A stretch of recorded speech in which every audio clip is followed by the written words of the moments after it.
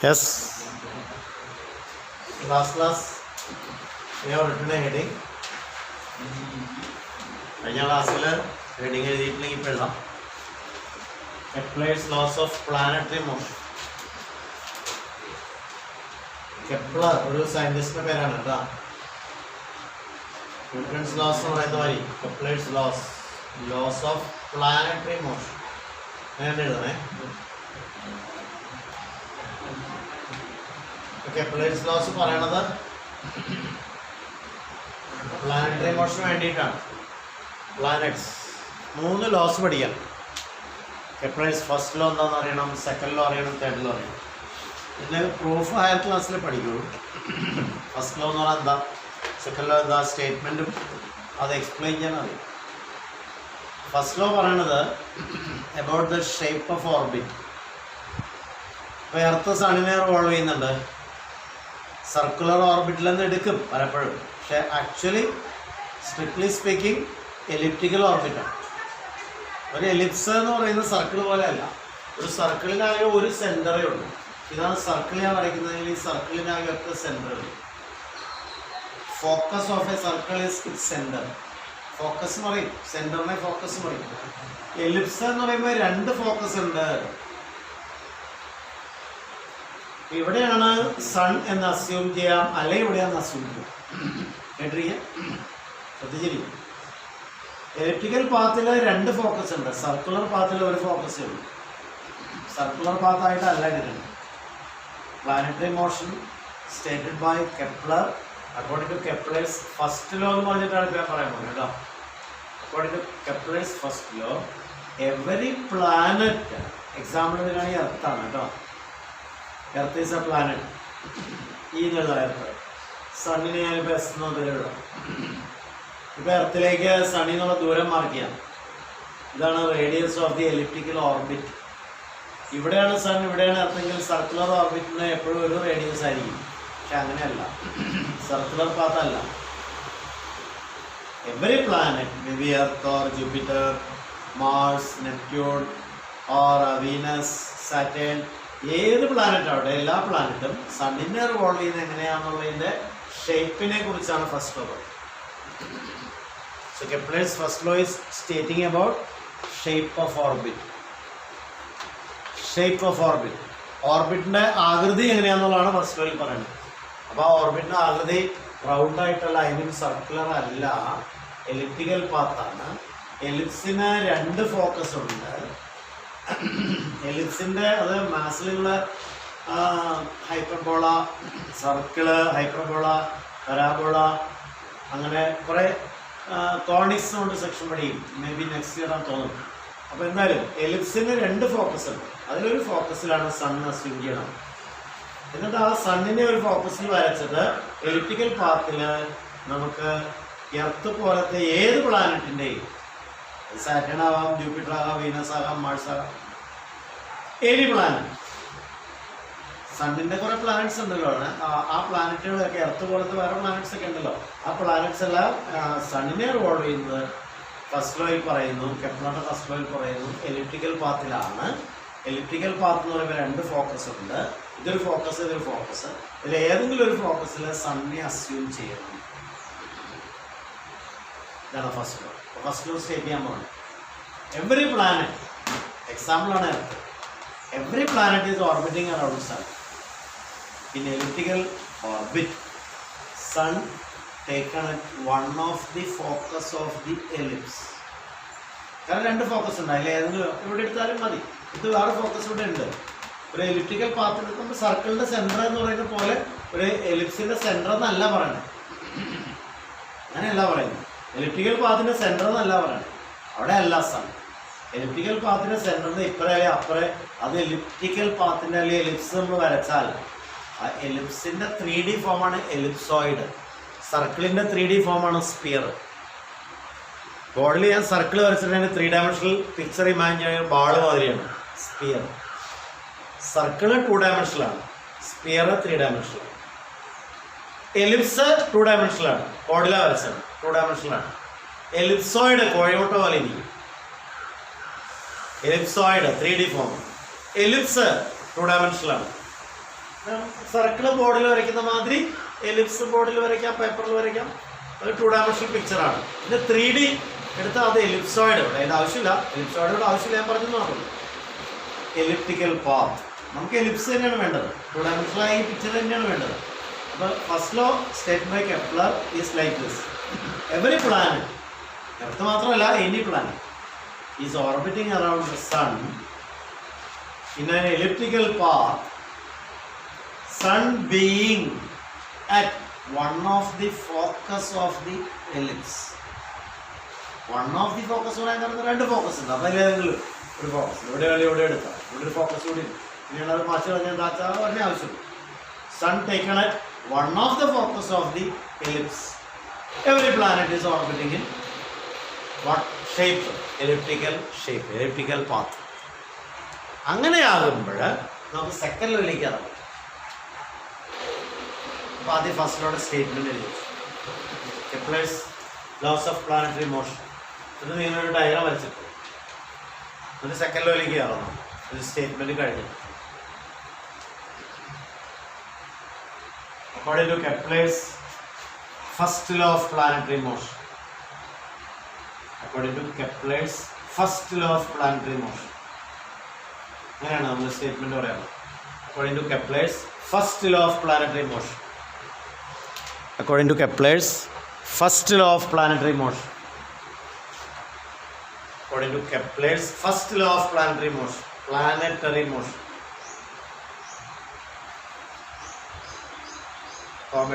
Every planet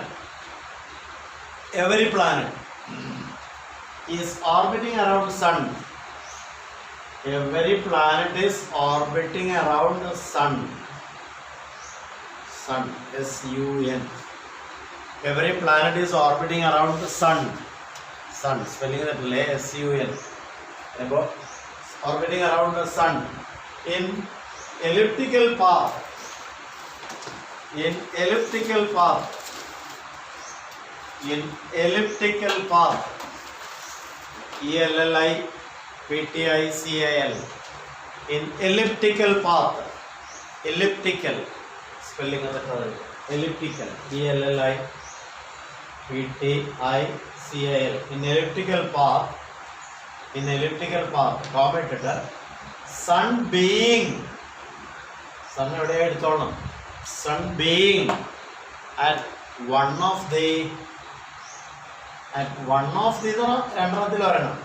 At one of the focus. At one of the focus.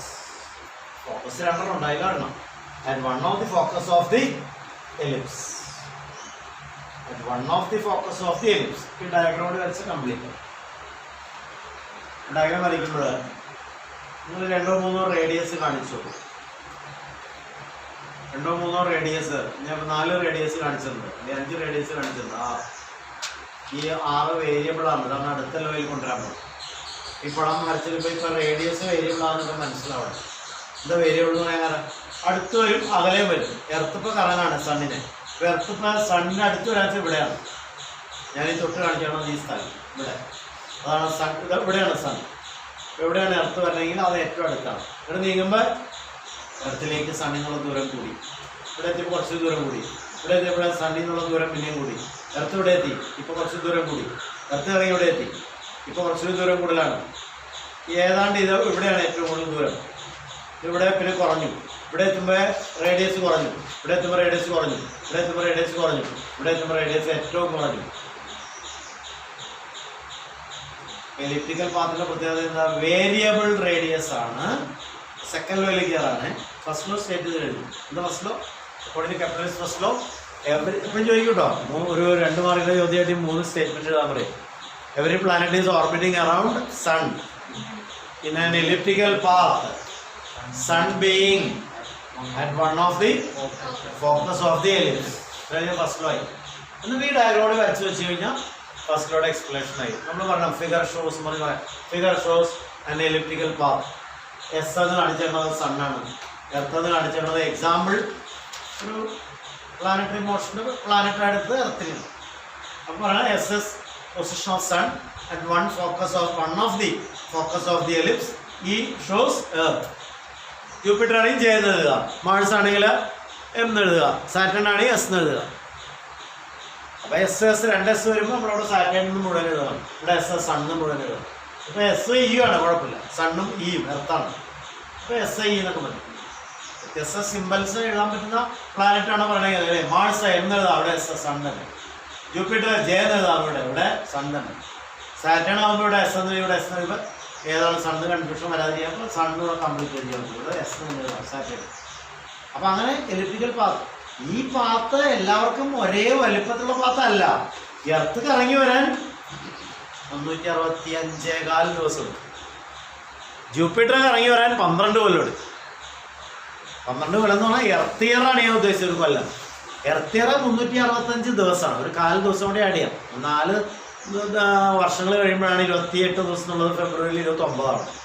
അതെങ്ങനെയാ വെച്ചാൽ ഒരു കൊല്ലം എന്ന് പറഞ്ഞാൽ 365 ദിവസം അല്ല, 365 1/4 ഡേയ്സാണ്. 365 and 1/4 ഡേയ്സാണ്. 365.4 ദിവസം എന്ന് പറയും ഒരു കൊല്ലം. അപ്പോൾ 2 കൊല്ലം കൂടുമ്പോൾ ഒരു അര ദിവസം കിട്ടി, കാലും. 3 കൊല്ലം കൂടുമ്പോൾ ഒരു 3/4 ദിവസം കിട്ടി, ഒരു ക്വാർട്ടർ. 4 കൊല്ലം കൂടുമ്പോൾ 65.4, 4 കിട്ടി കാല്. അപ്പോൾ ഒരു ദിവസം അവിടെ കിട്ടി. അപ്പോൾ 366 ദിവസം ലീപ്പ് ഇയറിൽ. അപ്പോൾ ഫെബ്രുവരിയിലാണ് നമ്മൾ ആ 28 ഡേയ്സ് 29 ഡേയ്സ് ആയിട്ട് ഫെബ്രുവരിയിലേക്കാണ് ആ ഡേറ്റ് കൊടുക്കുന്നത്. ബാക്കിയൊക്കെ 30 or 31 ഡേയ്സ്. ലീപ്പ് ഇയറിൽ വരുമ്പോൾ 366 ദിവസം. ആ ഒരു ദിവസം ഫെബ്രുവരിയിൽ ആഡ് ചെയ്ത് 29 ഡേയ്സ് ആക്കി. അപ്പോൾ എന്താ വെച്ചാൽ നമ്മൾ വലിപ്പത്തെ കുറിച്ച് ഈ പാത്ത് ഓഫ് മോഷൻ എല്ലാവർക്കും ഒരേ പാത്തല്ല. ഇത്രയും കറങ്ങി വരെ ഇവിടെ നിന്ന് ഇറത്ത് തുടങ്ങിയെന്ന് വിചാരിച്ചോളൂ, അല്ലെങ്കിൽ എവിടെ നിന്നെങ്കിലും അവിടെ നിന്ന് തിരിച്ചെത്തുമ്പോൾ ഒരു ഓർബിറ്റ് കംപ്ലീറ്റ് ആയി, എലിപ്റ്റിക്കൽ ഓർബിറ്റ്. അതിനാണ് 365.4 ദിവസം എടുക്കുന്നത്. അത് തന്നെ ജൂപ്പിറ്റർ ആണെങ്കിൽ വലിയ എലിപ്റ്റിക്കൽ പാത്താണ്. സർക്കിളല്ല, എലിപ്റ്റിക്കൽ പാത്ത് കുറച്ച് വലുതാക്കി കാണിക്കേണ്ടി വരും. ഈ എർത്തിന് പാത്ത് നമ്മൾ എടുത്ത മാതിരി ഷേപ്പ് അത് തന്നെ, sun at one of the focus of the ellipse അതൊക്കെ തന്നെ. പക്ഷെ പാത്ത് കുറച്ചുകൂടി ലാർജർ പാത്താണ്. അതുകൊണ്ട് 11.25 വർഷം എടുക്കും. അതാണ് 12 കൊല്ലം ഞാൻ പറയും. 11.76 എർത്ത് ഇയർ. എർത്ത് ഇയർ എന്ന് പറഞ്ഞാൽ നമ്മൾ ഭൂമിയിൽ പറയുന്ന ഒരു കൊല്ലം എത്ര ദിവസമാണോ അതാണ് ഒരു എർത്ത് ഇയർ. ഒരു എർത്ത് ഇയർ എന്ന് പറയുന്നത് അത് തന്നെ. നമ്മൾ ജൂപ്പിറ്റർ ഇയർ എന്ന് പറയുമ്പോൾ എർത്ത് ഇയറിന് 11.25 മടങ്ങാണ്. 7.6 എന്ന് എഴുതുന്നത്. 7.5 ആണെങ്കിൽ 3/4 11.75 എന്ന് എഴുതിയാൽ 11.25 എഴുതാം. അത് കറക്റ്റ് 12 ആക്കിയത് തന്നെയാണ്. ഒരു വ്യാഴവട്ടക്കാലം എന്നൊക്കെ പറയും. പക്ഷേ മലയാളത്തിലെ ഒരു ജൂപ്പിറ്റർ ഇയർ എന്ന് പറഞ്ഞാൽ ഒരു വ്യാഴവട്ടക്കാലം മലയാളത്തിൽ എഴുതുന്ന ആൾക്കാർ. ഒരു വ്യാഴവട്ടക്കാലം എന്ന് പറഞ്ഞാൽ വ്യാഴം, അതായത് ജൂപ്പിറ്റർ. വ്യാഴം എന്ന് പറഞ്ഞാൽ ജൂപ്പിറ്റർ. സണ്ണിനെ റോൾ ചെയ്യാൻ എടുക്കുന്ന സമയമാണ് ഒരു വ്യാഴവട്ടക്കാലം. എർത്തിൽ നമ്മൾ ജീവിക്കുമ്പോൾ നമ്മൾ പറയുന്ന 1 ഇയറിൻ്റെ 11.25 മടങ്ങാണ്. അത് അപ്രോക്സിമേറ്റ് 12 ആക്കിയിട്ടാണ് നമ്മൾ ഈ 12 ഇയർ. അതാണ് ഒരു വ്യാഴവട്ടക്കാലം. വ്യാഴം വട്ടം വയ്ക്കാൻ എടുക്കുന്ന കാലം 12 കൊല്ലം. വ്യാഴവട്ടക്കാലം. അതാണ് നിങ്ങൾ. So what is earth year? 1 year. What is Jupiter year? 11.76 earth year. 11.76 approximately 12 earth year. Earth year എന്ന് പറഞ്ഞാൽ 365 ഡേയ്സ്, ഒരു 1/4 കൊണ്ട് ഇടാം. അതാണ് എർത്ത് ഇയർ. അപ്പോൾ ഈ പാത്ത് എല്ലാവർക്കും സെയിം അല്ല. ഇത് ഈ ചെറിയ പാത്താണ്. ഈ ജൂപ്പിറ്റർ വലിയ പാത്താണ്. ആ സമയം കൂടുതൽ ദൂരം ഓടി വരാൻ സമയം എടുക്കും. കുറച്ച് ദൂരം ഓടി വരാത്ത സമയം മതി, ഒരു കൊല്ലം മതി. കൂടുതൽ ദൂരം ഓടി വരാൻ ജൂപ്പിറ്റർ കൂടുതൽ സമയം വേണം. അപ്പോൾ പാത്ത് ഓഫ് അല്ലെങ്കിൽ ഷേപ്പ് ഓഫ് ഓർബിറ്റിനെ കുറിച്ച് പറഞ്ഞു കഴിഞ്ഞു. അതാണ് ഫസ്റ്റ്. സെക്കൻഡ് ലോയിലേക്ക് ഇറങ്ങി നോക്കിയിട്ടായിരുന്നു മതി. കുറച്ചൊരു കാര്യങ്ങൾ പറയണമെന്ന് മാത്രം. സെക്കൻഡ് ലോ എന്ന് പറയുന്നത് എന്താണെന്ന് ചോദിച്ചാൽ, എർത്ത് തന്നെ എക്സാമ്പിൾ എടുക്കാം.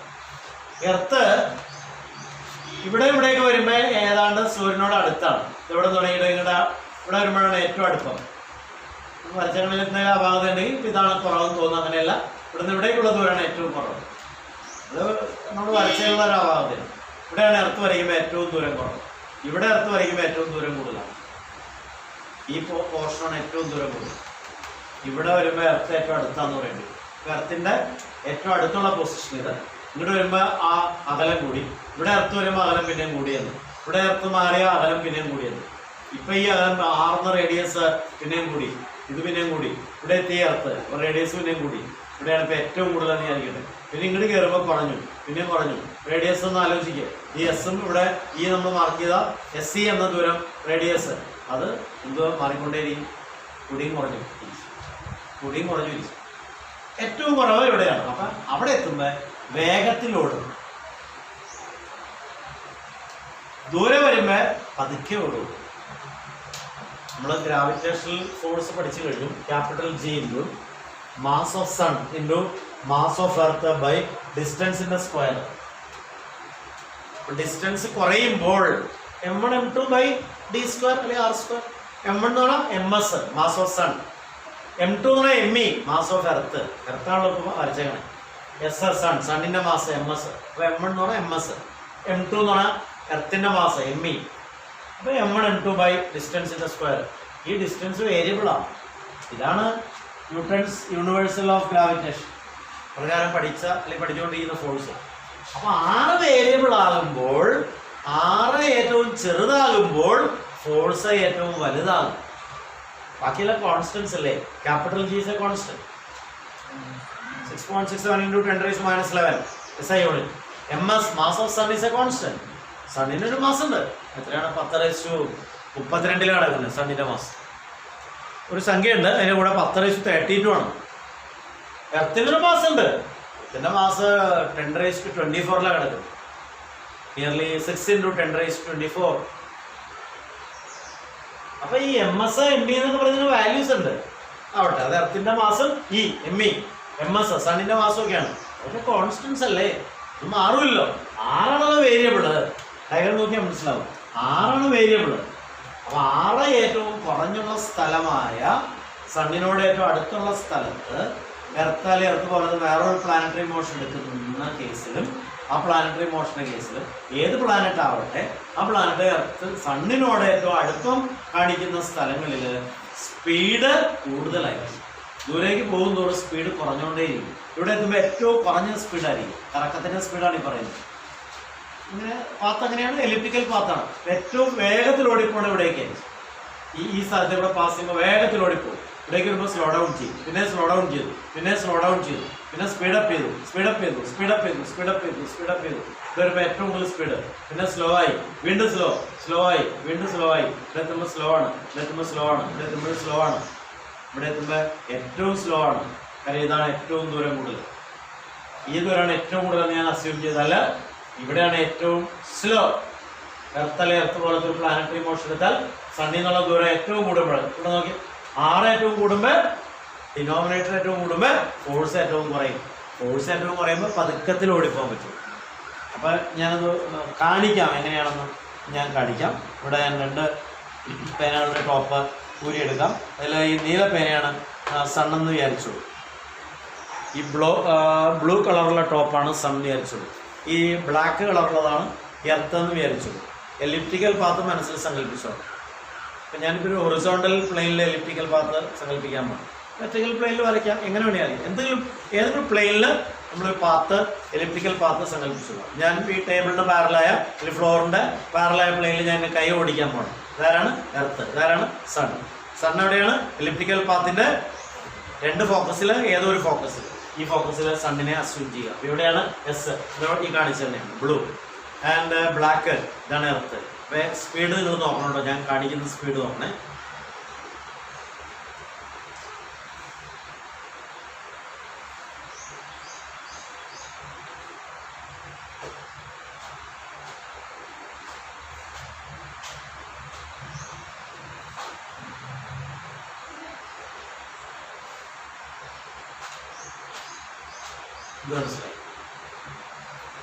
എന്ത് മനസ്സിലായി? ഐ റിപ്പീറ്റ്, സൺ ഇത് എർത്ത്. സൺ ഈ എലിപ്റ്റിക്കൽ പാത്തിൻ്റെ ഏതെങ്കിലും ഒരു ഫോക്കസിൽ സങ്കല്പിച്ചു. എർത്ത് ആ പാത്തിലേക്ക് ഓടിക്കൊണ്ടേയിരിക്കണം. എലിപ്റ്റിക്കൽ പാത്ത് ഏറ്റവും ദൂരെയാണ്. എർത്ത് ഇപ്പോൾ ഏറ്റവും ദൂരെയാണ്, അപ്പോൾ സ്ലോ ആണ്. ഇപ്പം സണ്ണിനോട് അടുത്തോണ്ടിരിക്കുകയാണ്, അപ്പോൾ സ്പീഡപ്പ് ആകും. ഏറ്റവും അടുപ്പം അവിടെ എത്തുമ്പോഴാണ് ഏറ്റവും അടുപ്പം എന്ന് വെച്ചാൽ അകലെ ഏറ്റവും കുറവാണ്. ഏറ്റവും അടുപ്പം എന്ന് പറഞ്ഞാൽ അകലെ ഏറ്റവും കുറവാണ്. അവിടെ എത്തുമ്പോൾ വേഗത്തിലോടിക്കും. ദൂരേക്ക് വരുമ്പോൾ സ്ലോ ആവും, ഡെഡ് സ്ലോ ആയി. അത് കഴിഞ്ഞ് ഇവിടെ ഇങ്ങോട്ടും അടുക്കുന്നതോടെ സ്പീഡ് കൂടി വരും. അങ്ങനത്തെ ഒരു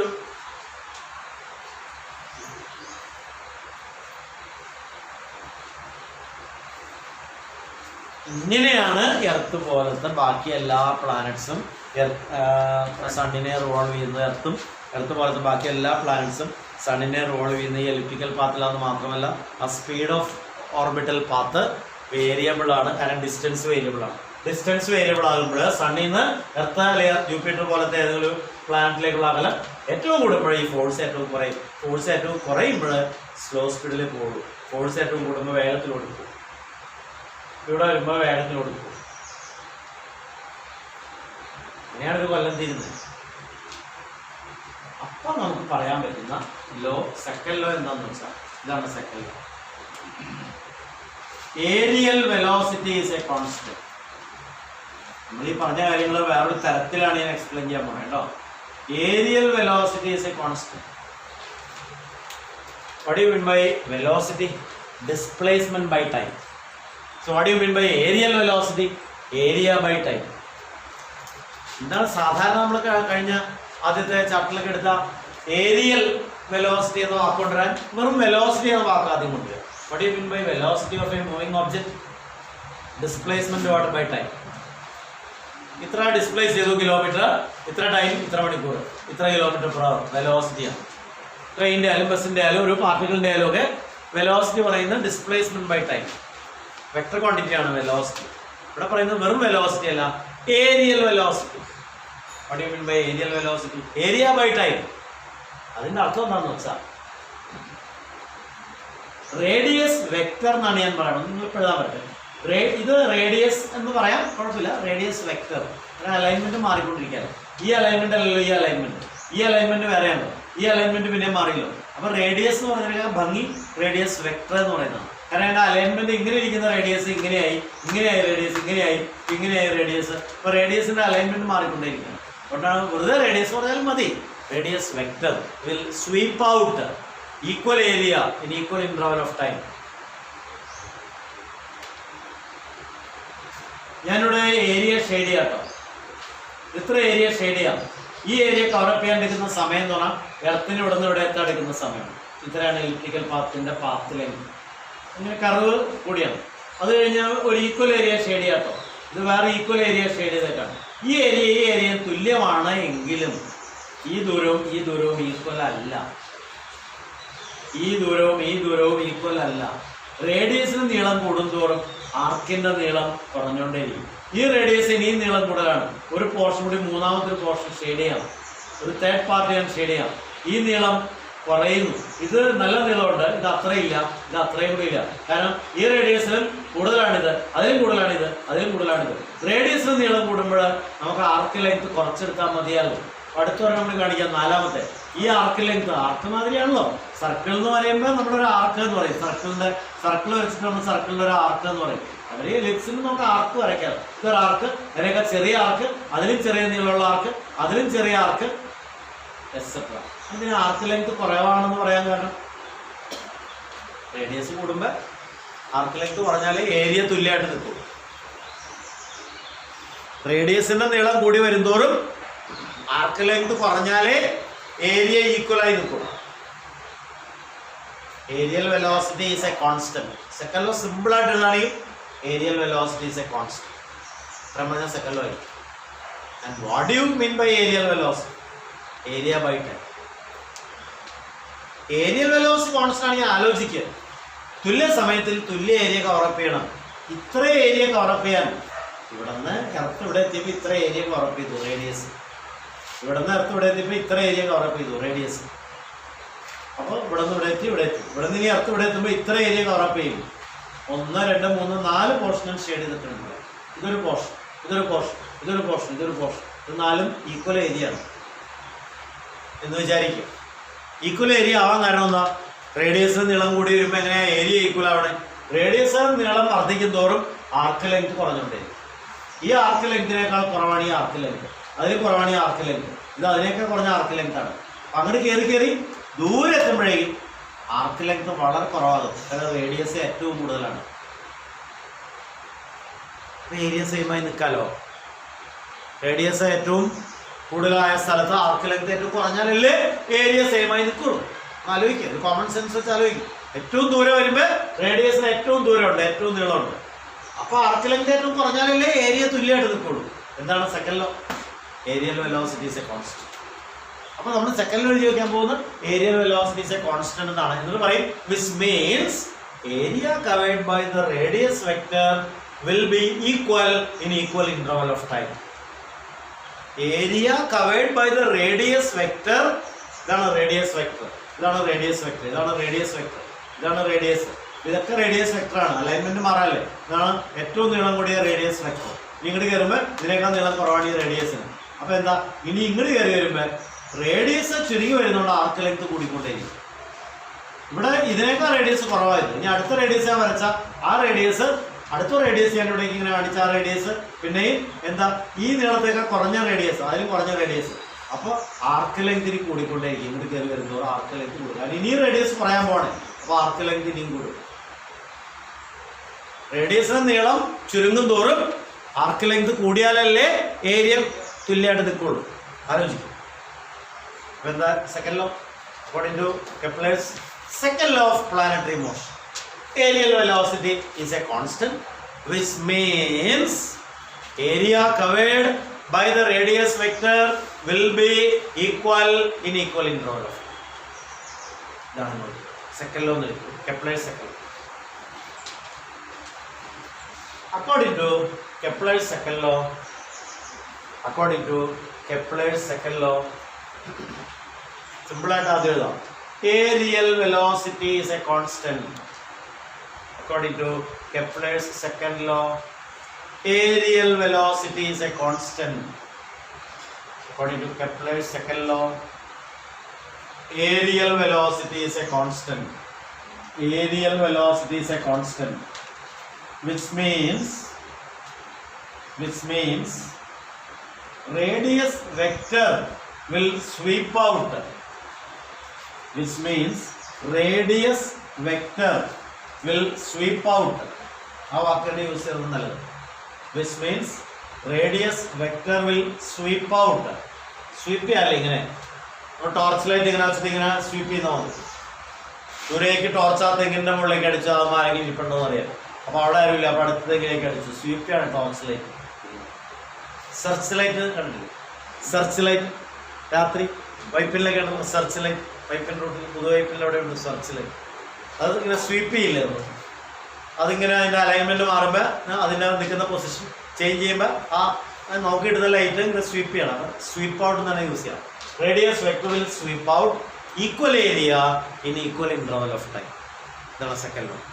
radius vector will sweep out equal area in equal interval of time എന്ന് വെച്ചിട്ട് അത് എക്സ്പ്ലെയിൻ ചെയ്യണം. Radius vector will sweep out equal area in equal interval of time, which means അപ്പോൾ ഞാൻ മീനിങ് പറയണം എന്നാലേ പൂർത്തിയാവുള്ളൂ. which means area covered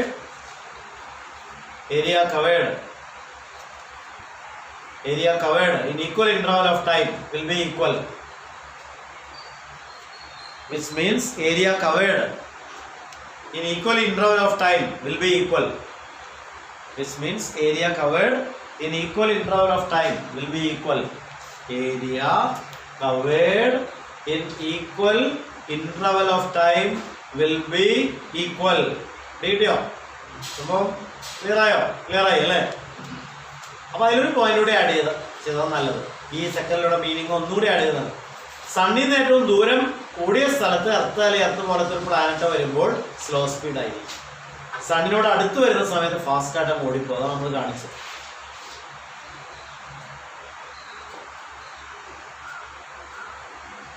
സണ്ണിനോട് അടുക്കുന്നതാണ് sun. ആ ഒരു പോയിന്റ് കൂടി നോട്ട് ചെയ്യണം. This has another meaning. ഈ പറഞ്ഞതിന് ഒരു മീനിങ് കൂടിയുണ്ട്. This has another meaning. മീനിങ്ങൊക്കെ സെയിം ആണ്, പലതരത്തിൽ പറയണമെന്നോ. This has another meaning. The planet will move faster. This has another meaning. Full stop ഇട്ടിട്ട് the planet അത് അർത്ഥമാവണമെന്നില്ല ആരായിരുന്നു. The planet will move faster. The planet will move faster. Will move faster. എപ്പോഴ്? As it is near sun. As it is near sun. Planet will move faster as it is near sun. എന്ന് പറഞ്ഞാൽ ദൂരെ വരുമ്പോൾ slow ആകും, ചുരുക്കുക. അതിൽ എഴുതിയില്ലാത്ത കുഴപ്പമില്ല. സണ്ണിനോട് അടുക്കുമ്പോൾ ഏറ്റവും വേഗത്തിൽ ഓടും. അപ്പോൾ സണ്ണിൽ നിന്ന് ഏറ്റവും ദൂരെ വരുമ്പോൾ ഏറ്റവും പതുക്കെ ഓടും. ഇതാണ് സെക്കൻഡ് ലോ. തേർഡ് ലോ എന്ന് പറയുന്നത് number 3, Kepler's third law.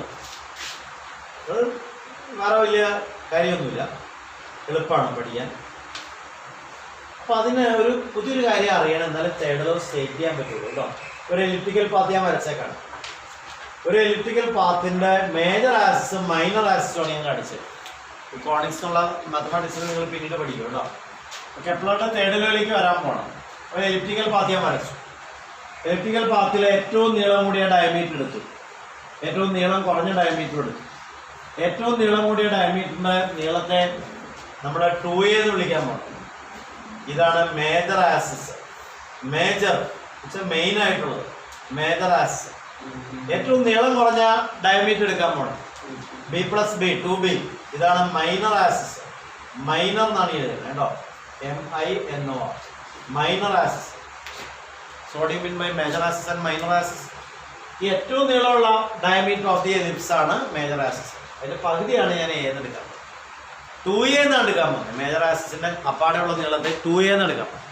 Minor ആക്സിസിന്റെ ആകെ എന്ന് വെച്ചാൽ ഏറ്റവും ചെറിയ ഡയമീറ്റർ അത് 2b, ഏറ്റവും വലിയ ഡയമീറ്റർ അത് 2a. ഇത് പറഞ്ഞാൽ നമുക്ക് തേർഡ് ലോ പറയാൻ പറ്റും.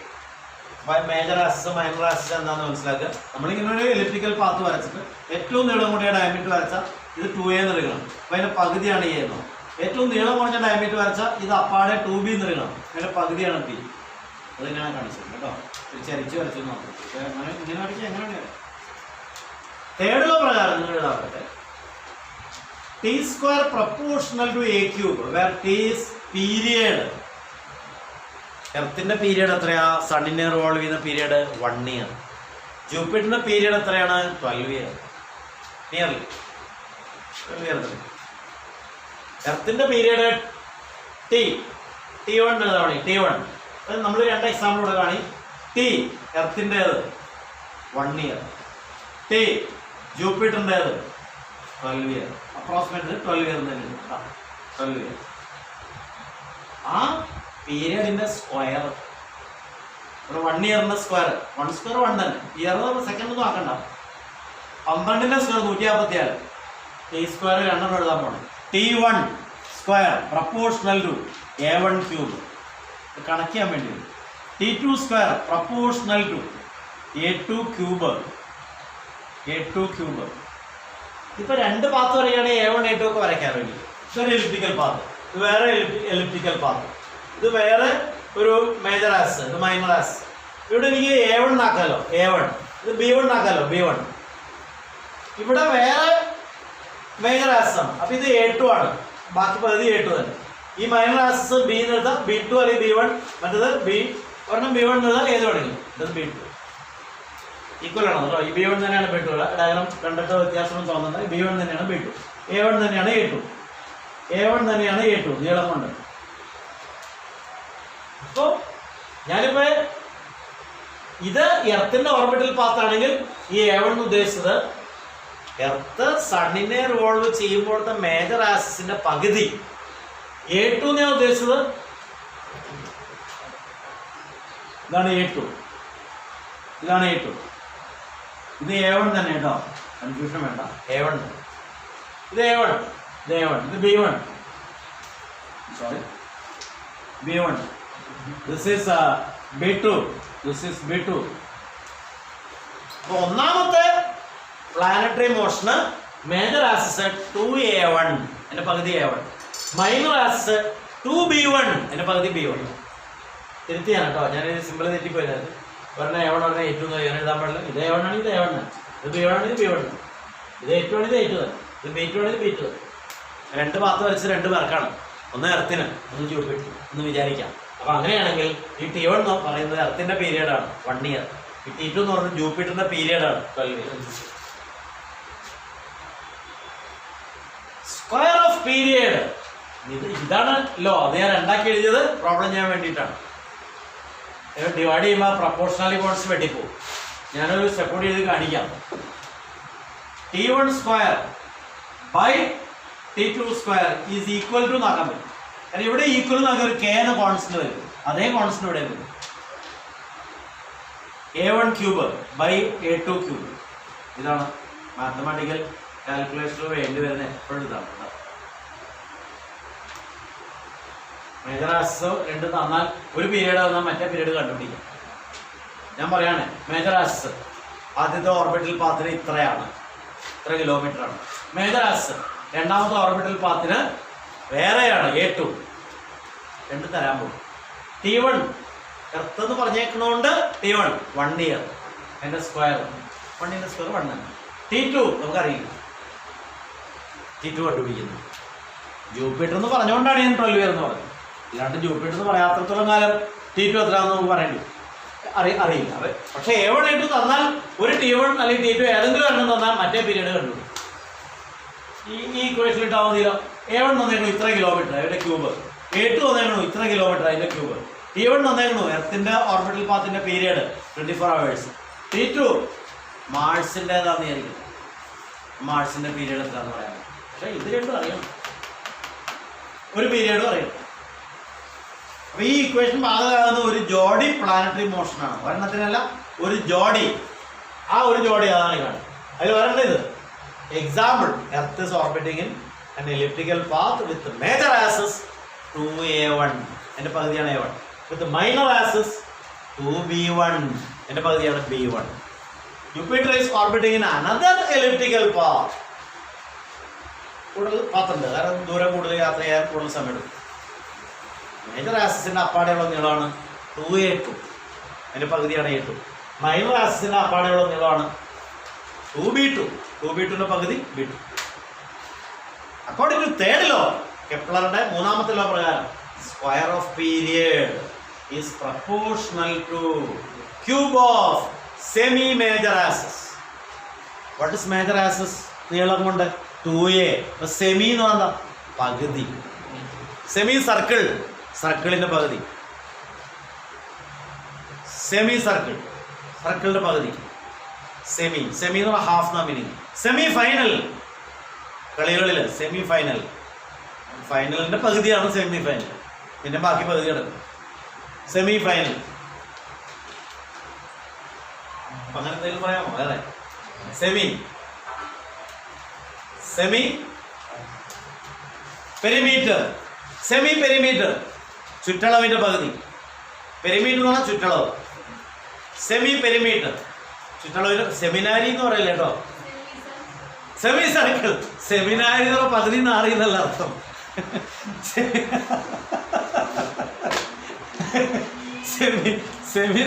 സെമിനാരി സെമി സർക്കിളോ ഒക്കെ, സെമി സർക്കിളോ പകുതി സർക്കിളോ. ആരോ സെമിനാരി എന്ന് പറഞ്ഞായിരിക്കും സെമി സർക്കിൾ എന്ന് പറഞ്ഞു.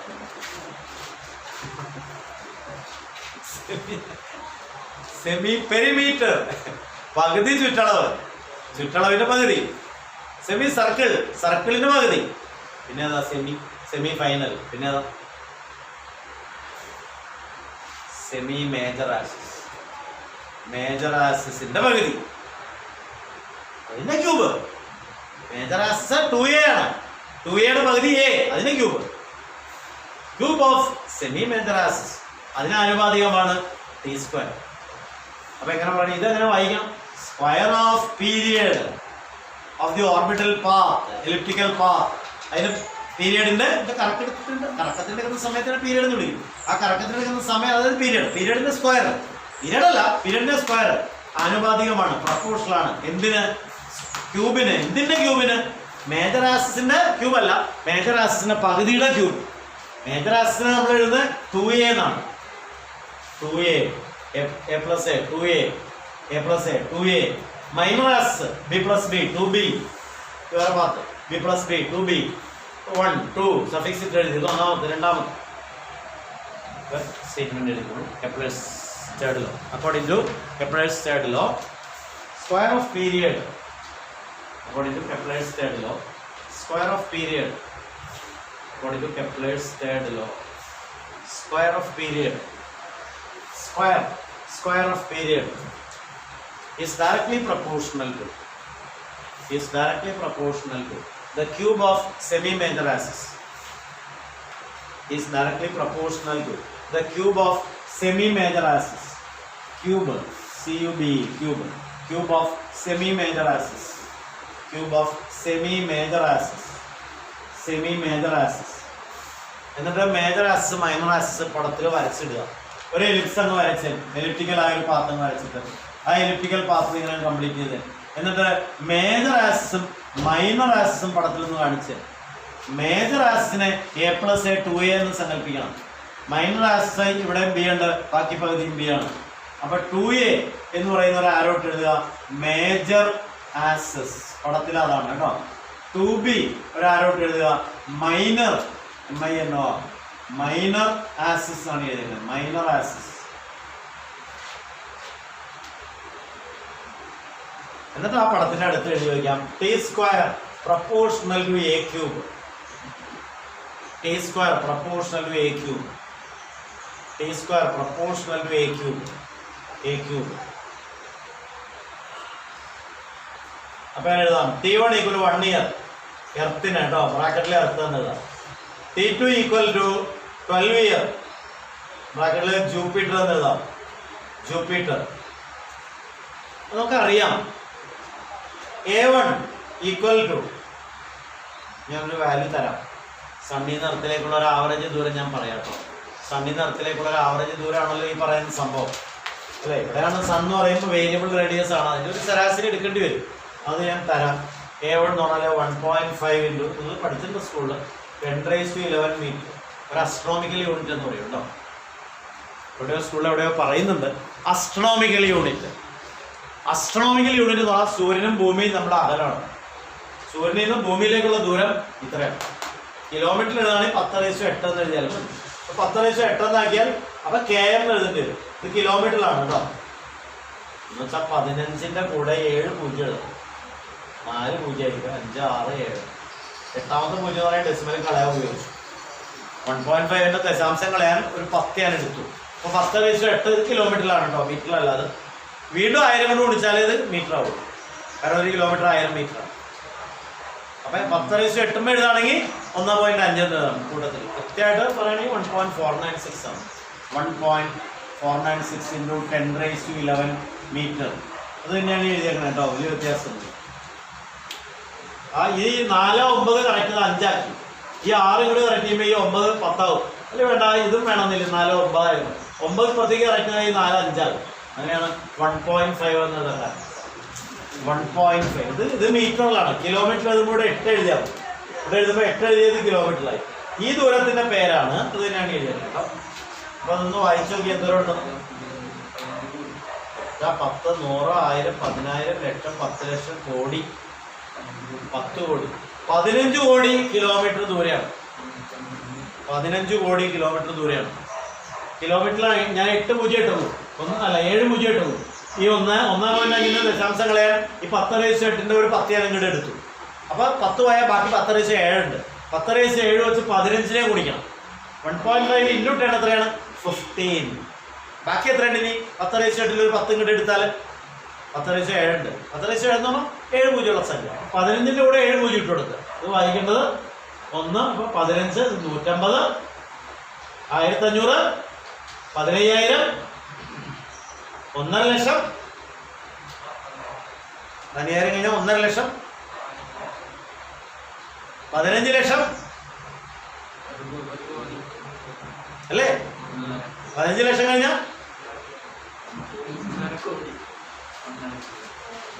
15 ലക്ഷം കഴിഞ്ഞാൽ ഒരു കോടിയോട് ചേർത്താൽ 15 കോടി അല്ലേ? 1.5 കോടിയാണ്. ഇത് 1, 5 ചേർത്താൽ 15,000. ഒരു പൂജ്യം ചേർത്താൽ 150,000. ഒരു പൂജ്യം കൂടി ചേർത്തു 1500,000. ഒരു പൂജ്യം കൂടി ചേർത്താൽ 15,000. ഈ പൂജ്യം കൂടി ചേർത്ത് കഴിഞ്ഞാൽ 15,000 കഴിഞ്ഞാൽ അടുത്തത് 1.5 ലക്ഷം. ശരിയാ. ഇതെത്രയാണ്? 1.5 ലക്ഷം കഴിഞ്ഞാൽ 15 ലക്ഷം. ഇതോ 1.5 കോടി സമ്മതിച്ചു. ഇതോ 15 കോടി. ശരിയാണോ? 15 കോടി. 15 കോടി കിലോമീറ്റർ ദൂരെയാണ് ആര്? സൂര്യകുമാർ. ഇവിടെ സൂര്യകുമാർ ഇവിടെ നിൽക്കാണ്. ഇവിടെ ഉണ്ട്, കാണാനില്ല, ആളെ കുറച്ചേറെ കാണാനില്ല. അതിന്റെ പേരാണ് അസ്ട്രോണോമിക്കൽ യൂണിറ്റ്. ആ ദൂരത്തിന്റെ പേരാണ് ഇതിന് അങ്ങനത്തെ ഒരു ദൂരം നമ്മൾ അസ്ട്രോണോമിക്കൽ യൂണിറ്റ്. അതിന്റെ ടൈമിൽ ബാക്കിയൊക്കെ പറയും. ജൂപ്പിറ്ററിലേക്കുള്ള ദൂരം സണ്ണിൽ നിന്ന്, മാർസിലേക്കുള്ള ദൂരം സണ്ണിൽ നിന്ന്, സാറ്റേൺ ശനി അതിലേക്കുള്ള ദൂരം, വീനസിലേക്ക് സണ്ണിൽ നിന്നുള്ള ദൂരമൊക്കെ ഈ ഇത്ര അസ്ട്രോണോമിക്കൽ യൂണിറ്റ് എന്ന് പറയും. എർത്താണ് നമ്മൾ സ്റ്റാൻഡർഡൈസ് ചെയ്തെടുക്കുന്നത്. എർത്തിലേക്കുള്ള ദൂരമാണ് സ്റ്റാൻഡർഡൈസ് ചെയ്തെടുക്കുന്നത്. അതാണ് 1.5 × 10⁸ കിലോമീറ്റർ. ഇതിനെയാണ് ഇങ്ങനെ എഴുതിയാൽ മതി, ഇത്രയും കിലോമീറ്റർ. ഇത് രണ്ട് സെയിം ആണ്. ഇതിന്റെ പേരാണ് 1 അസ്ട്രോണോമിക്കൽ യൂണിറ്റ്. അതുകൂടി അറിഞ്ഞു വെച്ചാൽ മതി. അപ്പോൾ എന്താണ് തേർഡ് ലോ എഴുതിയത്? Square of period proportional to cube of semi major axis എന്ന് പറഞ്ഞിട്ട് മേജർ ആക്സിസും മൈനർ ആക്സിസും പടത്തിൽ കാണിക്കണം. എന്നിട്ട് ഇവിടെ ആ പടത്തിന് അടുത്ത് എഴുതി വെക്കുക 2A major axis, 2B minor axis. Semi എന്ന് പറയുമ്പോൾ പകുതി, 2A പകുതി A, 2B പകുതി B. നമുക്ക് B അല്ല വേണ്ടത്, A ആണ് വേണ്ടത് കേട്ടോ.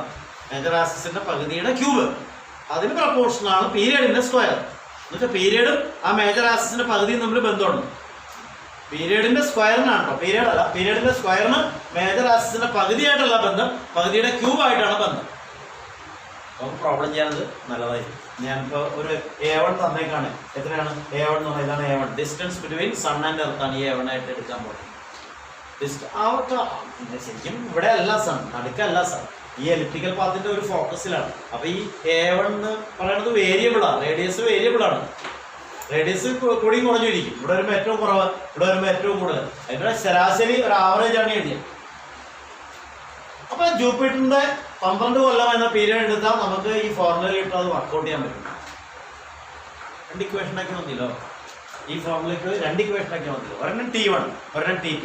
രണ്ടും അറിയാമോ? T1 T2 അറിയാം. ഒരെണ്ണം A1 അറിയാമോ? എർത്തിലേക്ക് സണ്ണിൽ നിന്നുള്ള ദൂരം അറിയാം. മറ്റത് A2 എന്ന് എടുക്കും. എന്നിട്ട് നമ്മൾ ഇക്വേഷൻ ആക്കുമ്പോൾ ഇങ്ങനെ വരും കേട്ടോ. ഇവിടെ എഴുതി വെച്ചു T1² T2² is equal to A1³ A2³. ഇവിടെ എഴുതി വെച്ചു കേട്ടോ. For two separate planetary motion. ഈ വീഡിയോ നമുക്ക് ഇവിടെ നിർത്താം.